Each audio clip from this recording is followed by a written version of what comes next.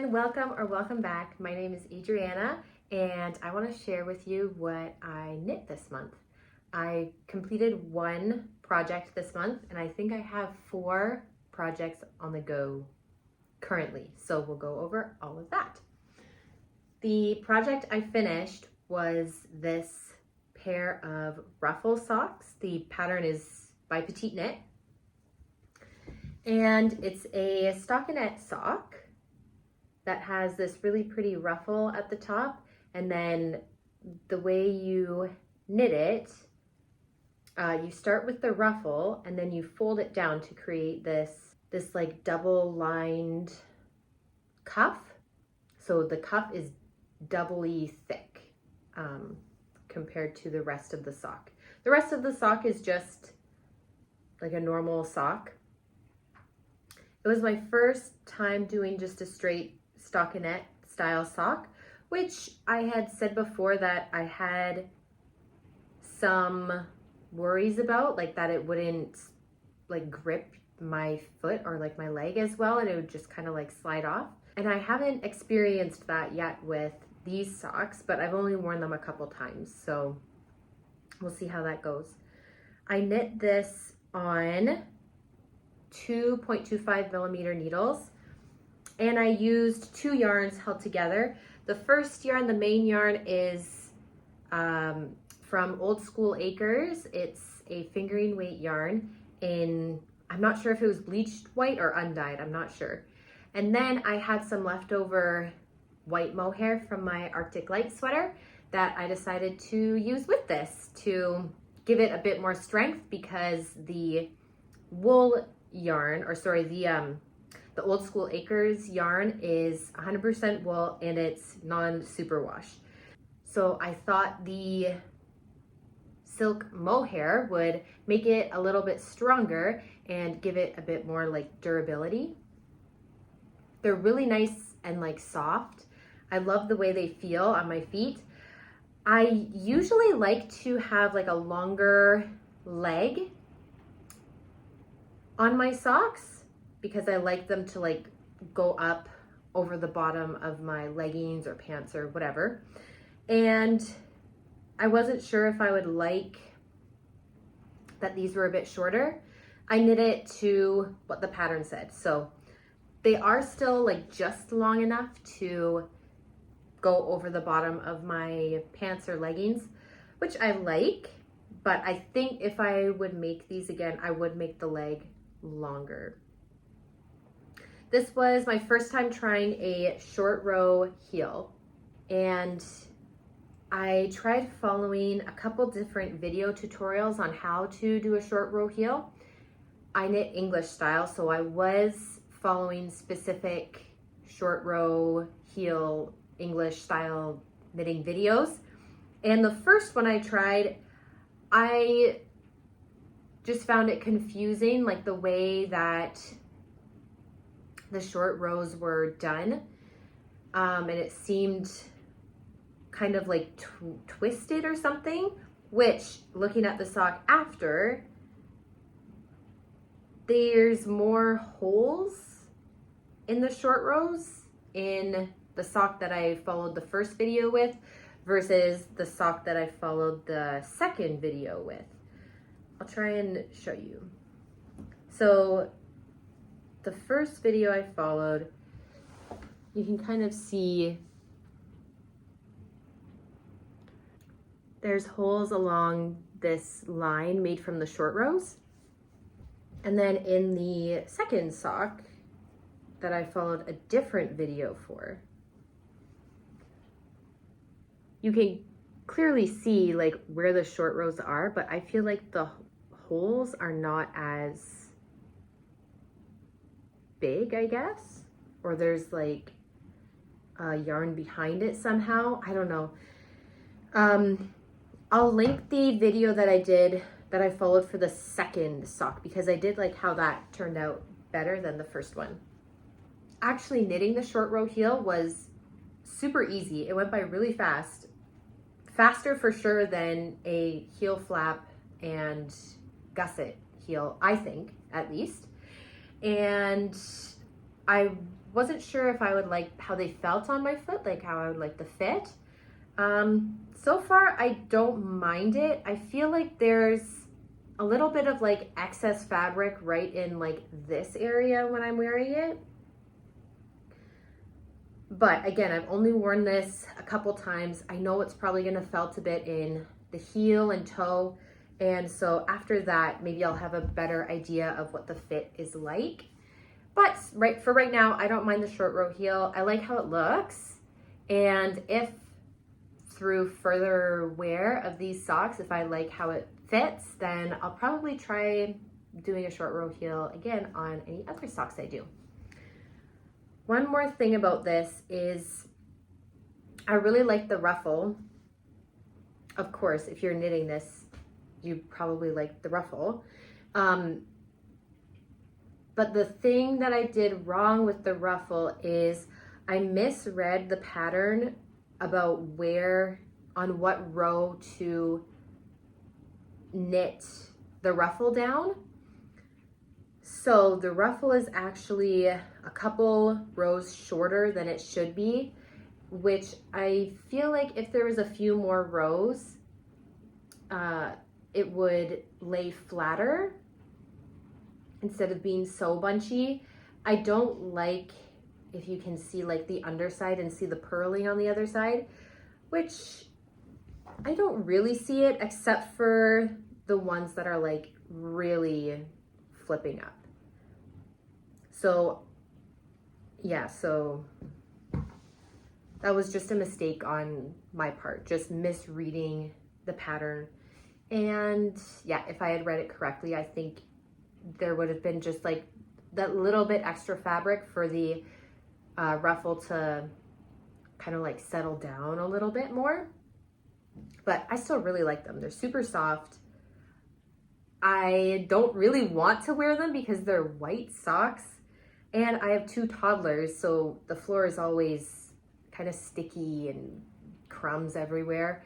So I'll wear these like in my slippers probably in the house, and then if I want my outfit to have a little ruffle sock on the bottom if I'm going out somewhere, then I'll wear these then. That was the only thing I finished this month. I came close to finishing the sweater that I was making for my son. Maybe I'll show that next. Yeah, I came close to finishing the sweater that I was making for my son. This is the Very Classic Sweater by Freya. It's a free pattern. It's a bottom-up raglan sweater made for children, obviously. And you might be like, oh, that looks like a finished sweater, besides the weaving in of ends. But I thought that it would look a little more polished if I did a folded down collar. So that was the last part that you knit. You do the body, bottom up to like the armpits, and then you knit the sleeves from the cuff to where you're gonna join, and then you attach them and then do decreases. And then you knit the collar. So I knit the collar to the length that I thought would look good if you like fold it down. And then I didn't do any sort of like stretchy sew down of the collar on the inside, because I just like bound it off while I was tacking it down. And because of that, it only stretches to this wide and does not nearly come close to fitting over my son's head. So I got pretty discouraged after that, because I was excited to get this off my needles because I needed the needle size I was using for this to start another project that I was really excited about.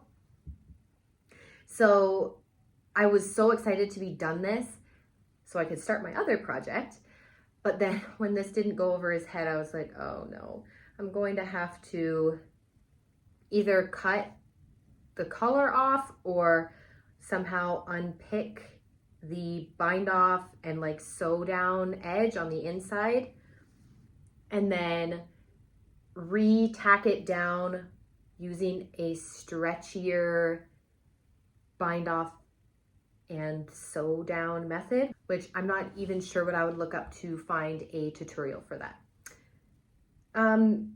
The rest of the sweater, I'll say I was knitting this in Briggs & Little Tuffy 2-ply in the color 92 Blue Mix, which is 80%, I think it's 80% wool, 20% nylon.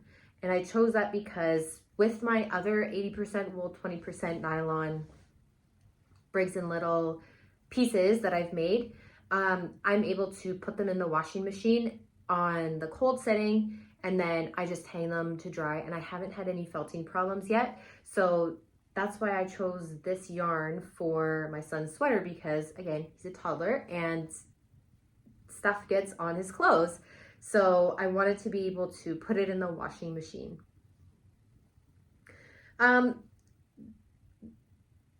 Obviously I was disappointed about this collar because it doesn't fit. And I was also disappointed with just like, I guess the overall look, not the overall look, I guess the details of it.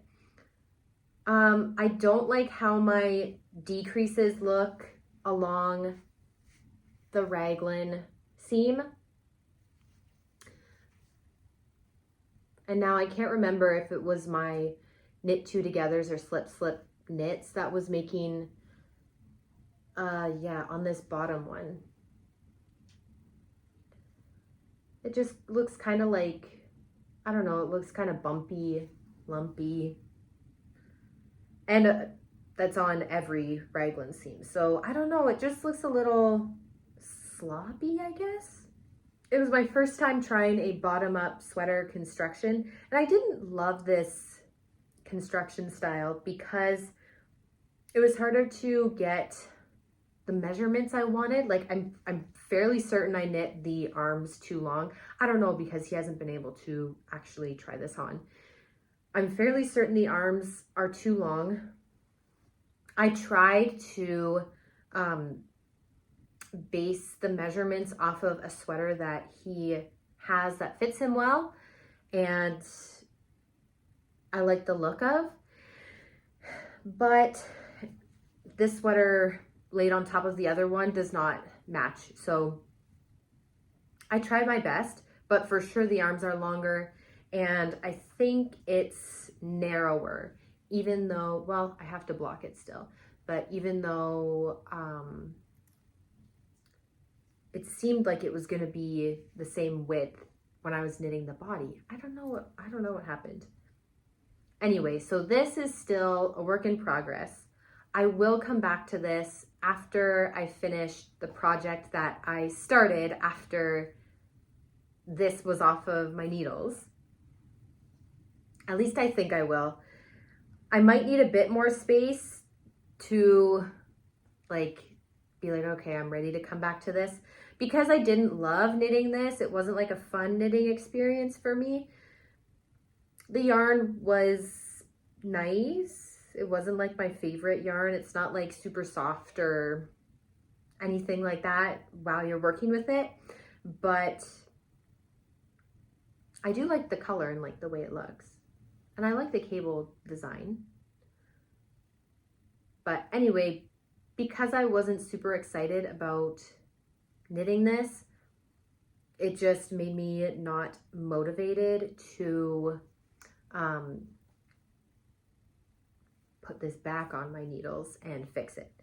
I think once I finish that other project that I'll show next, I think I will just cut into this and finish it so it can just, you know, be done. If you have any suggestions on like a stretchy bind off and like sew down a collar, let me know, because I would love to keep this like folded collar. I think it looks really nice, but I'm not sure how to do that while binding off. I guess I could bind off in a stretchy way and then sew it down in a stretchy way, but I would like to be able to do it just in one step if I could. So if you have a suggestion, please let me know. So the project that I was really excited to start once my needles were free of that very classic sweater is in my project bag. And let me get it out. Here it is. This is the, and I'm not sure how to say this. In my mind, I've been saying Nele, but it's spelled N-E-L-E, so it could be Nele, I guess. The Nele something sweater by Gregoria Fibers. This is 100% silk mohair knit with, I'm holding three strands held together of Drops Kid Silk mohair. Now, when I was buying the yarn for this, I wanted actually like basically this exact color. I wanted like a dusty or muted kind of lilac color. Drops did not have any color that like totally fit what I was thinking. And I was looking through on Ravelry all of the different Drops colors that I thought could be good. Looking at people's projects that they made with it, trying to find projects that had like just like pure mohair projects so I could actually see what the color looked like worked up in a garment. And I came across someone who used two different colors together. And I don't know why that never crossed my mind to do. I thought, okay, I have to hold three strands of mohair, silk mohair together. In my mind, I just thought they had to be the same color, but this person used a couple different colors together, and I loved the way it turned out. I don't know if I did her exact combination. I don't think I did, because I think she maybe did two together, and I did three. But what I ended up doing was I have one strand of Drops Kid Silk in 04 Old Pink, and then two strands of Drops Kid Silk in number 41 Powder. And this is what they look like not together. So this one is the Old Pink. I would not say this is pink at all. Like that's not I don't know if that's a great name for it. It's definitely more purpley to me. And then this is the Powder color, which is like a beigey brown, a little bit grayish. And I was nervous, like wondering if they would actually look good once they're like knit up together. So when they came in the mail, it was when I was still finishing this. That's why I was so excited to just get this off my needles, because I wanted to knit a swatch of this to see if it actually looked good. And this was my swatch. And I love the color. I love it. It's exactly what I was hoping it would be, honestly. Like a dusty, muted, soft purple color. This sweater is knit top down, obviously. It's a raglan, and it's all over ribbing. It's a 3x1 ribbed sweater. So far, the process of knitting it, I had to do a tubular cast on for the neck edge, which if you remember, I was supposed to do tubular cast on for the bottom of this sweater, and things just didn't go well with it. So I scrapped that and just did a stretchy cast on. But I wanted to try again because this was going to be a smaller amount of stitches that I had to work with. And I actually wanted to try casting onto straight needles and then joining in the round after the first pass. That is what Andrea Mowry suggested in the video that I was following for a tubular cast on. So I decided I would try that, and it worked much better. Although after I did this, someone commented that I should try a provisional cast on, which if I think if I have like a larger amount of stitches, like the bottom of a hem or something to do, I think I might try that. The straight, casting onto a straight needle and then going back once straight and then joining in the round worked really well for this, and I'm very happy with how the cast on edge turned out.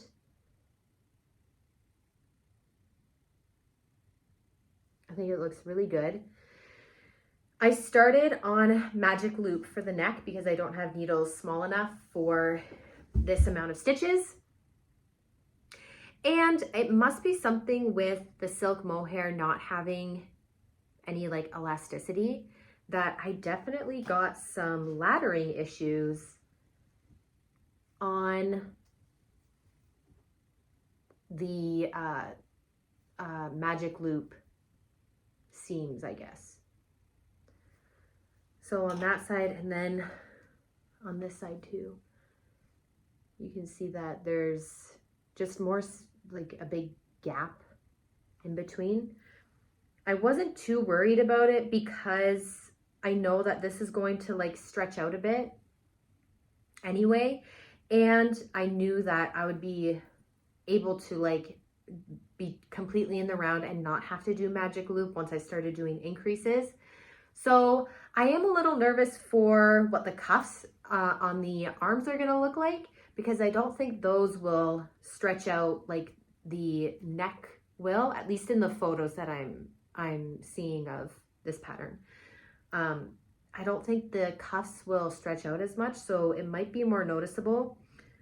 I have seen videos on like how to go back in basically on the whole ladder and even out the stitches after. This isn't a problem I've had since I started doing magic loop. Often it's more like the stitch looks kind of tighter. Like if you see on this sock, the line here is the magic loop line because it was tighter than the rest. So yeah, I haven't had this specific problem before.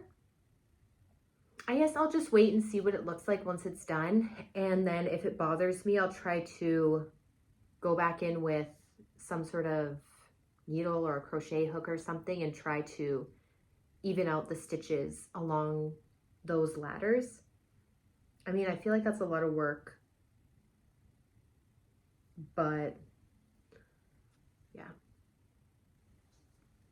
yeah, I'm really enjoying knitting this. It feels like a cloud. It's so light.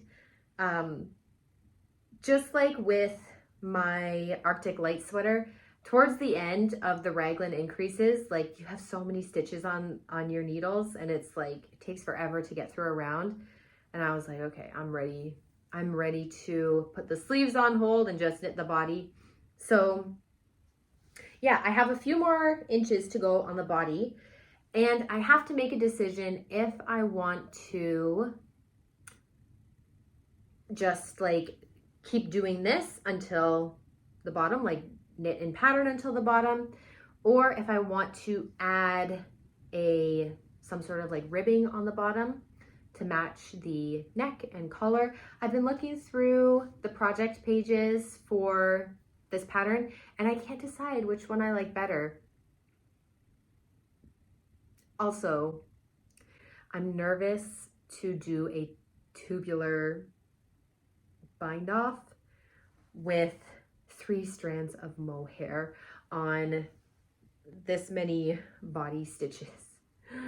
I feel like it's gonna be a bit of a disaster, honestly. I feel like I can do the arm cuff bind offs in tubular because it's less, like you're working with a shorter amount of yarn that you have to like pull through each time. I feel like I can do that, but I don't know if I can do the body. If anyone has like tricks or tips on using mohair for a tubular bind off, please let me know, because when I did my Arctic Light sweater, a tubular bind off on the hem of the body, for that, the mohair just got so tangled. Every like pass through with the tapestry needle, it got so tangled, I ended up just cutting it off and binding off just with the wool, which I can't do with this because it's all mohair. So I don't know. I'm excited for this to be done. I think it'll look so pretty. A little bit springy too with this color. I did knit a swatch. I did not meet gauge. I hit row gauge, but not stitch. And I went back and forth on trying.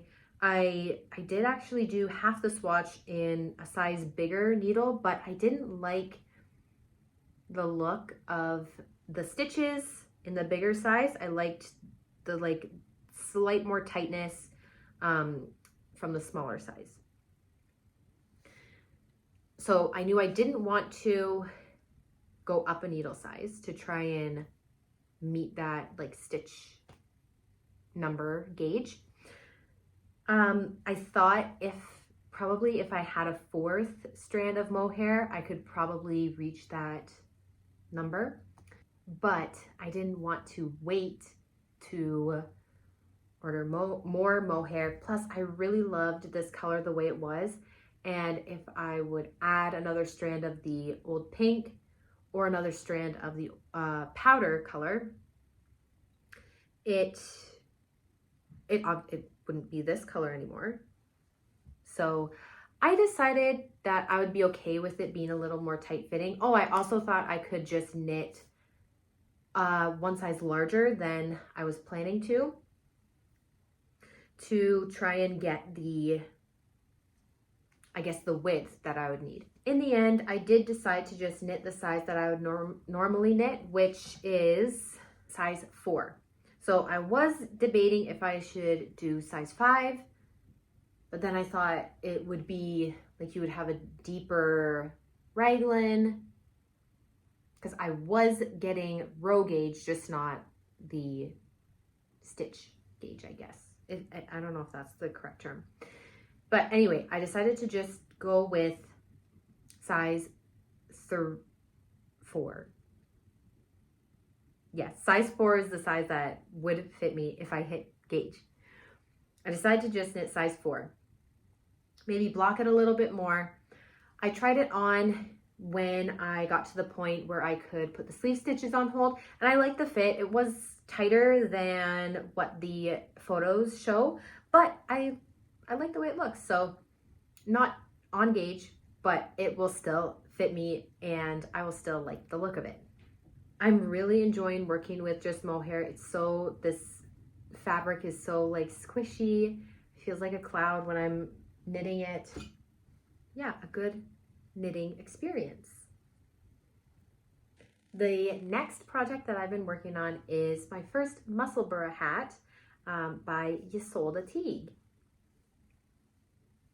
I have finished the increases and started working on the length of this. I'm knitting this on 2.5 millimeter needles, and the yarn I'm using is a Briggs & Little one ply sport weight yarn in the color khaki, 64 khaki.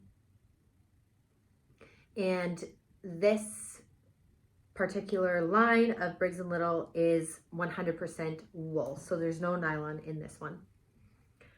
I'm knitting this for my husband. His birthday is next month, and if you haven't come across the Musselburgh pattern before, it's a really interesting pattern. You choose whatever yarn you think would be suitable for your toque. You choose whatever needles you think would go best with the yarn, and then you cast on, start working the increases. And once you have a certain amount of fabric, you can measure your gauge and then match it up with the gauge that fits what you have in their pattern, and then follow the instructions for that gauge. So it's nice that you don't have to knit a swatch for this.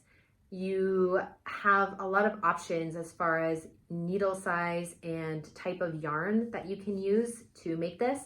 Once you're done doing your increases, you knit a long tube, and then you work decreases, so you end up with this pill shape, I guess. Then you fold one end into itself, into the other end, and you have a double layer toque. If you knit it long enough, you can fold up to have a brim on your toque, and then you have 4 layers over your ears, which is really nice for Canadian winters. I keep going back and forth on if this size will be the correct size for my husband's head. I measured his head, and it was 1/2 inch smaller than what the pattern suggested for an adult large size. So I was going to do the custom. This pattern comes with a customizable document that you can put in your own numbers, and it will give you your own customized pattern to follow. I was going to do that, but then I was like, you know what? It's only 1/2 inch. It should be fine. After I started doing, after I finished all the increases and started doing, knitting the length of this, I was watching videos about the Musselburgh hat, and a few people had said that it's better when you knit it smaller than what, I don't know if they meant what your head circumference is or what your intended size is, because in the pattern it says, for example, a adult large is supposed to fit a head circumference of however many inches. So I don't know if that means that the toque will have a circumference of 25 inches, or if it has accounted for the fact that you probably want negative ease in a toque, and maybe the toque circumference is 3 inches or 2 inches less than what the intended head circumference is, So I wasn't sure if these people that I was watching were saying to knit smaller sizes than what the pattern was saying their pattern intended head circumference would fit, or I don't know.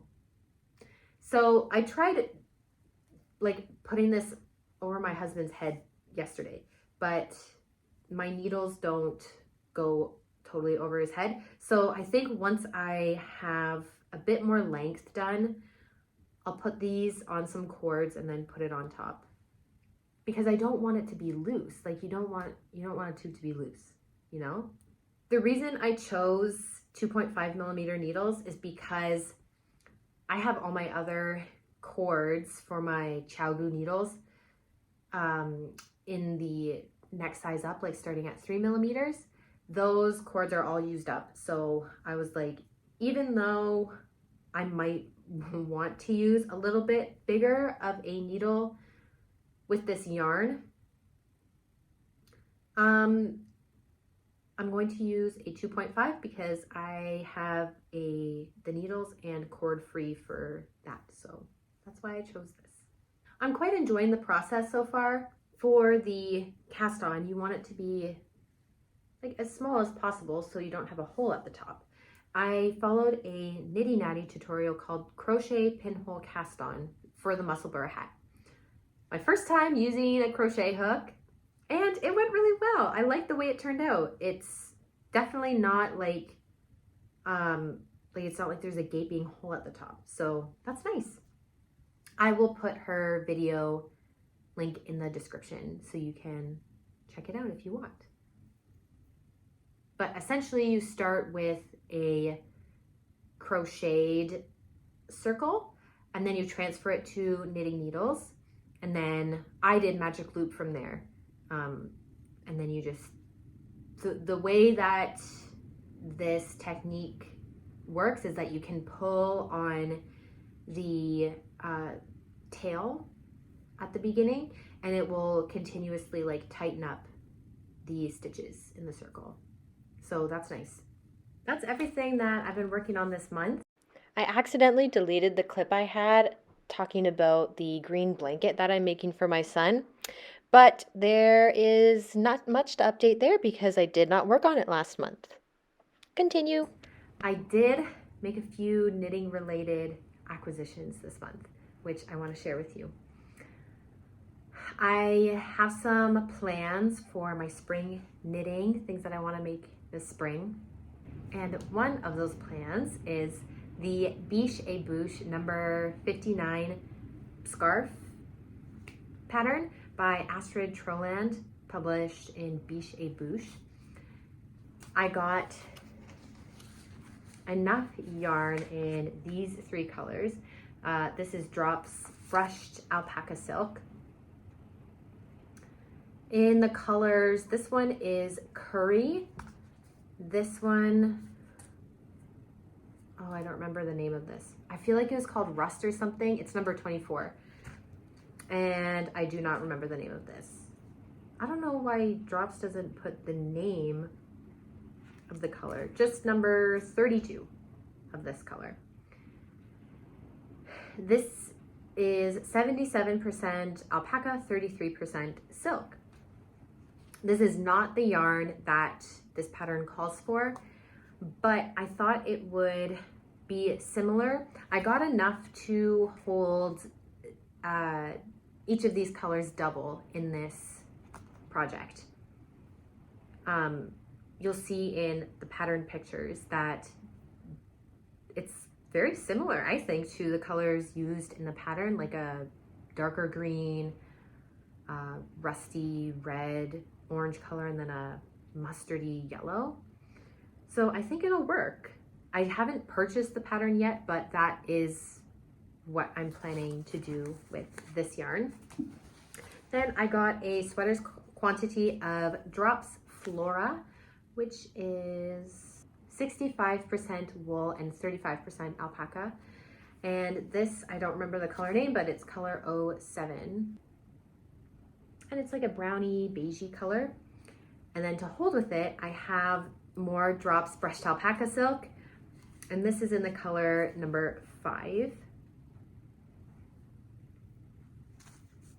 And I think they'll go really nicely together. And my plan for this is to do the Cinema Sweater by Veronica Lindbergh. I loved doing her Arctic Light sweater a couple months ago. I loved working on that, and I loved that she had the video tutorials that I could follow.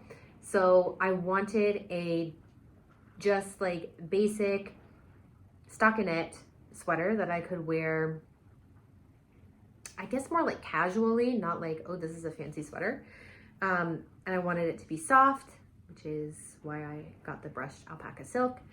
And Veronica Lindbergh has her Cinema Sweater as there's an option for like a fingering weight yarn plus the brushed alpaca silk, or at least she has a, in her sample photos, she has a version of this sweater that has a similar combination to this, and I really like the way that that looked. She also has video tutorials for this pattern, which I will be following because I loved that format so much.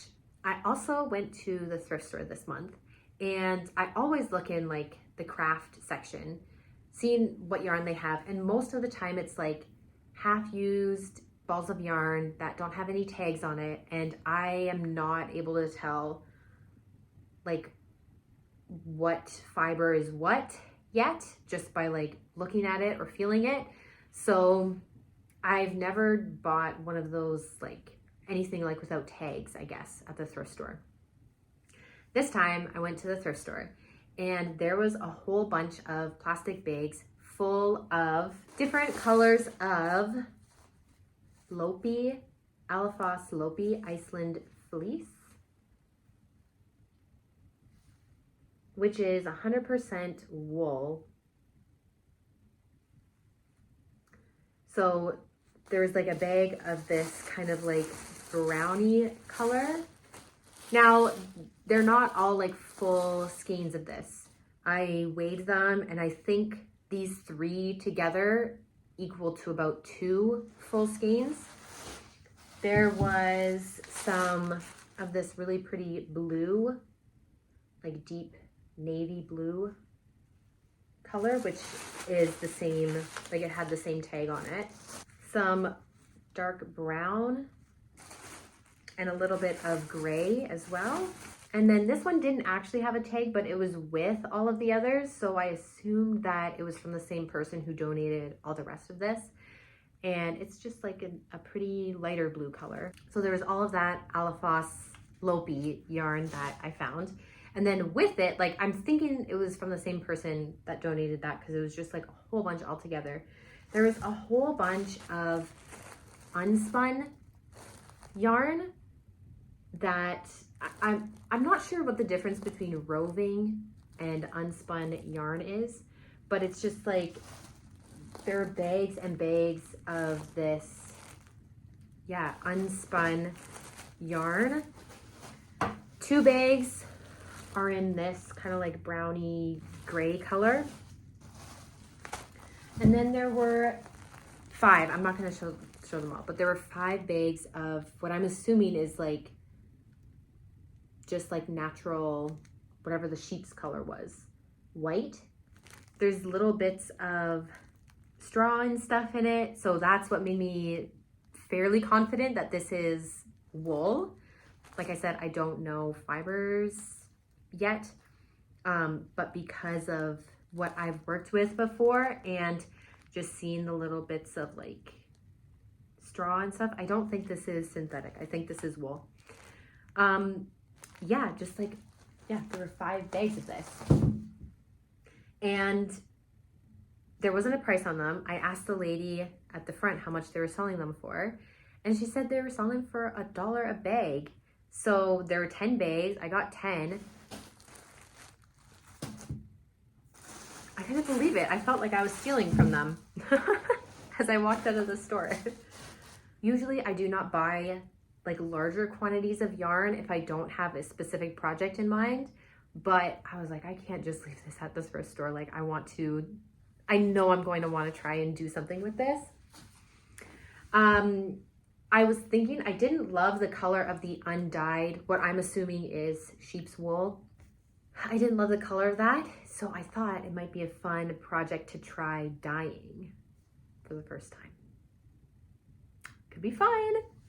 The last acquisition I have is a pattern book, and it's one of the Thinnest Garn booklets.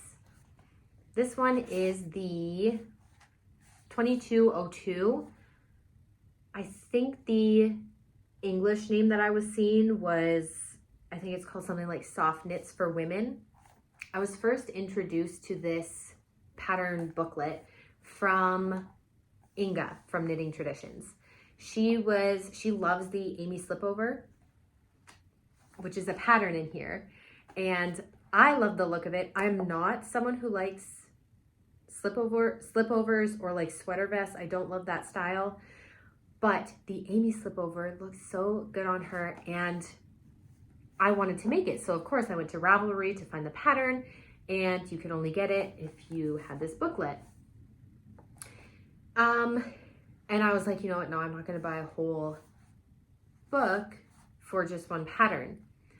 A little while later, Amy Slipover, I think Inga made like another one. And I was like, that's a really nice slipover. Like, I would like to have that pattern.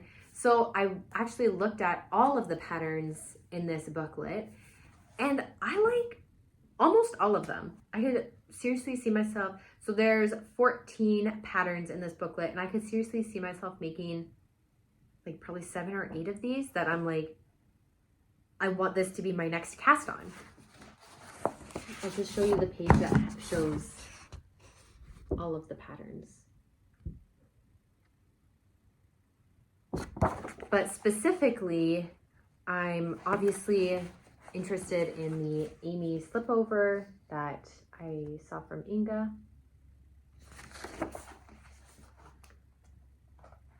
This like zipper sweater, half zip, that reminds me of this, what is this called?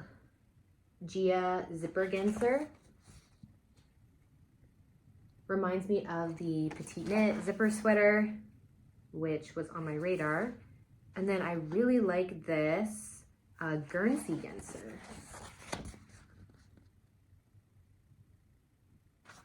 Which reminds me of the Salty Days sweater from Veronica Lindbergh. Also the Storm sweater from Petite Knit. It reminds me of that. Really pretty. I also like how like oversized it is. You can see in this picture just how wide it is, or how much positive ease it has. There's a couple dresses in here.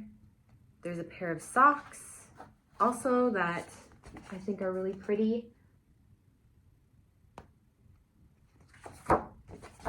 So yeah, I saw this, I saw the patterns, and I was like, you know what? I actually really like a lot of these patterns. I would like to own this book.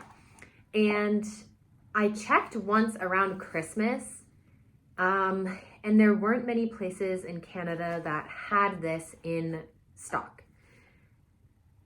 The place closest to me that carried this didn't have it in stock. And I asked if they were going to get it back in stock, and she said that they didn't think so. So I was like, okay, I'm just not gonna get it, because the shipping was like over double the cost of the book from these other stores across Canada that I was looking at. So around Christmas I was looking and decided not to. Then again, one of the patterns from this came up just crossed paths with me, and I was like, wow, that's really nice. I want to have that pattern. Saw that it was from this book, and I was like, okay, if it's still available somewhere in Canada, I'm gonna get it. So yeah, there was one place that it was still in stock in Canada from a yarn shop in Alberta, I think.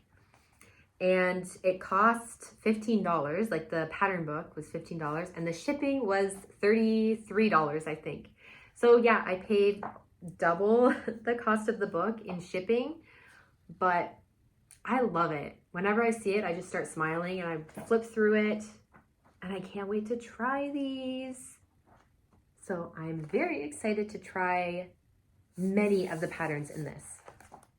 Well, that brings us to the end of this podcast episode. I hope you got some knitting done. Have a good rest of your day, rest of your week, and I will see you in the next video. Bye-bye.